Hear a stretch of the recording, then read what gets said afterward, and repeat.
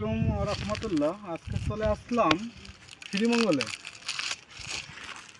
মানে এত সুন্দর ভিউ, এর থেকে ভিউ আর এই সাইডে পাই মরে আমার মনে হয় না। কারণ হয়েছে একটা যে এগো হয়েছে যে আনারসের বাগান।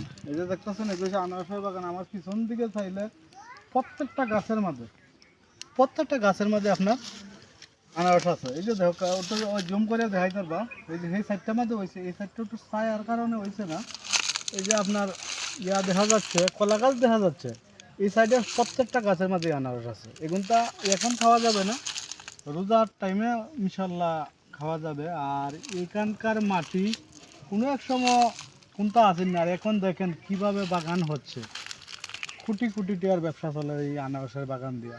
কাঁঠাল গাছ আছে, এই যে দেখেন কাঁঠাল গাছ, কয়দিন পরে দেখবেন ববিল্লা আনলোডকে দিচ্ছে। সারাটা ফিউচার আমার বাতিজা দেখাই দা। মানে খুবই সুন্দর একটা এরিয়া। ওই যে কাঁঠাল গাছ আছে, ওই দেখেন কি পরিমাণ কাঁঠাল আসছে। ও গাছটা আমাদের জুম করে দেওয়া যে কি পরিমাণ কাঁঠাল এখানে আসছে। আপনি দেখতে পারবেন যে একটা সাধারণ গাছ নিচ থেকে আগা পর্যন্ত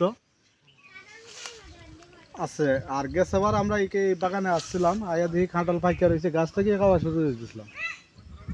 আর এবার আইলাম, কইলাম যে আরেকটা শ্যুট করিলাই। ও আমার বাতিজা নাহিদ আছে আমার লগে, নাহিদের বাসাও এখানে। ওই যে সেই ডাইন সাইডটা হয়েছে যে নাহিদের বাসা, আর বাম সাইডে তার চাচা তার বাসা খুবই সুন্দর ভাই। এখানে আইলে মন থেকে ঠান্ডা হয়ে যায়। আনারসের বাগান দেখলে একবারে মন জুড়ে যায়। সবাই ভালো থাকবেন, ভালো রাখবেন, আর আনারসের লাইক কমেন্ট শেয়ার দিয়ে পাশে থাকবেন। আল্লাহ হাফেজ। এটাই বাস্তব।